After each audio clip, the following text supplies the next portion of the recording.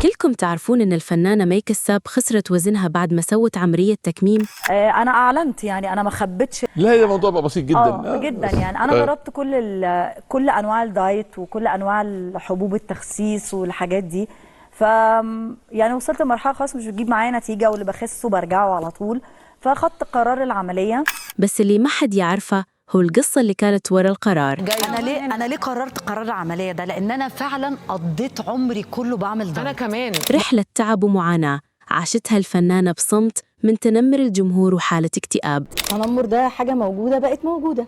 الناس للأسف ما بقتش آدمية في الموضوع ده شويتين. ولو ما كانت بنتها دليدة موجودة يمكن الوضع كان صار أسوأ بكثير.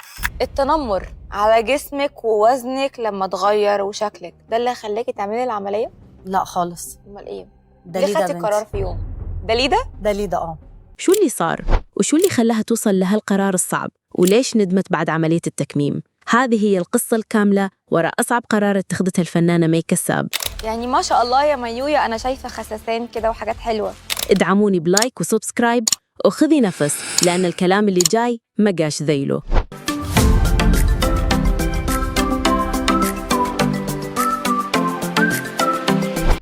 كله بيقعد يتكلم عنك في اللوكيشن ان انت كنتي بتشجعي الناس كلها انها تاكل، وراجعه خاسه يعني تقريبا بتاع 10 كيلو عن اول ما بداتي تصوير.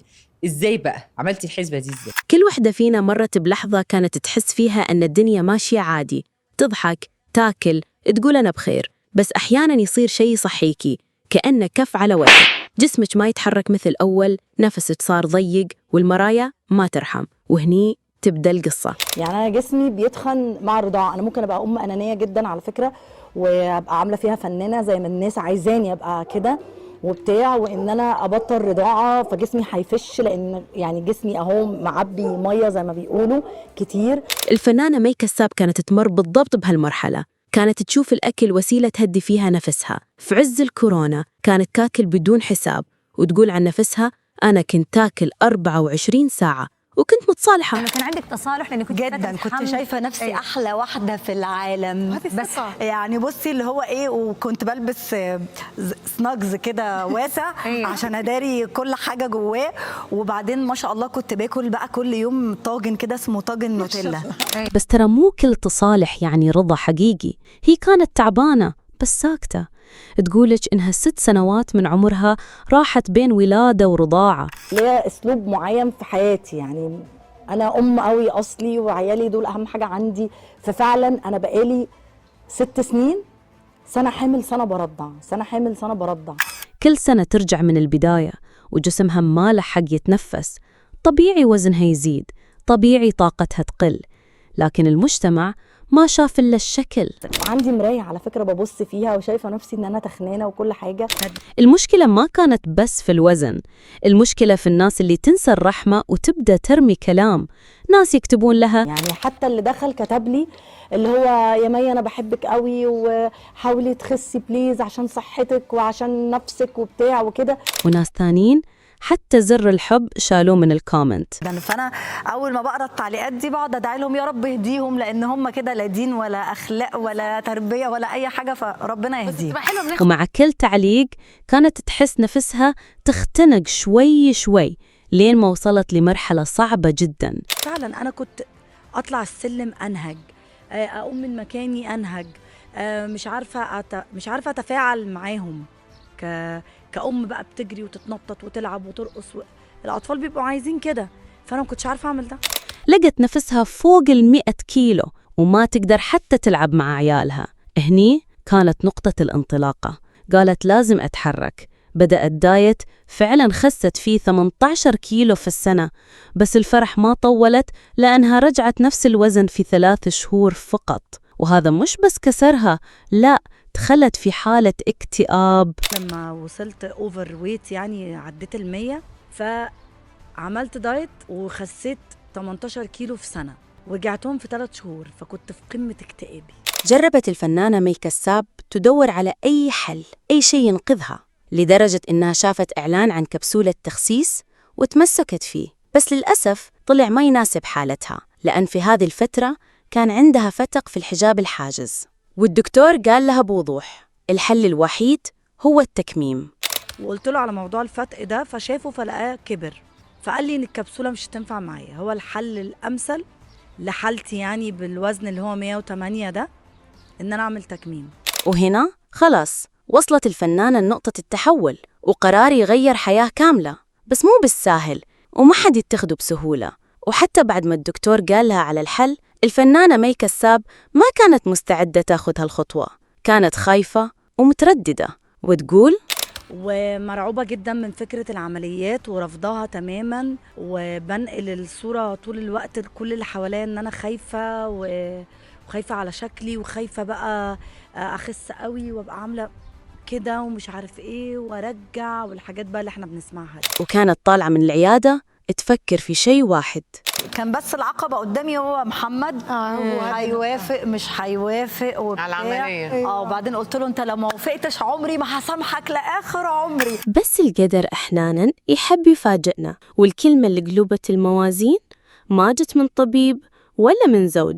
بعد تعب وفضل بقى يقول لي عارفه لو رفعتي قوي وبقيتي زي الرفيعين قوي دول، لا انا عايز حاجات وبتاع.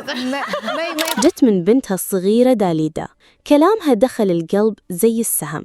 طول الوقت تقولي مامي أنا عايزاكي تبقي رفيعة وتلبسي كاب وتحطي روج. تخيلوا، هذه مو مجرد أمنية طفلة، هذه كانت صرخة حب من بنت تبغى أمها تكون أخف وأسعد. ومع هالكلمة شي في مي كساب انكسر وانبنى من جديد بجد. فهي فضلت طول الوقت، بجد طول الوقت هي اللي بتقولي كده. فأنا حسيت إن أنا عايزة أعمل كده عشان صحتي، لا عشان خاطر تنمر ولا أي حاجة.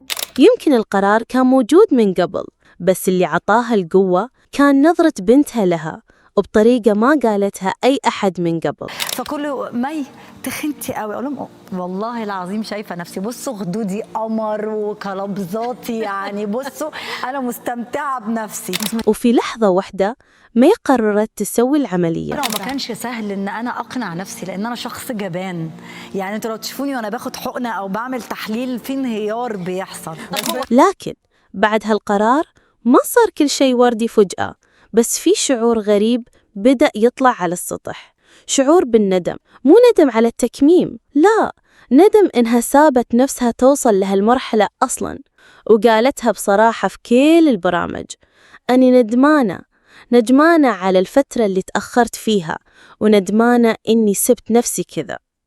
أصح قرار أخدته في حياتي. حياة جديدة. طبعا طبعا، يعني ندمانة على كل وقت سبت نفسي فيه كده.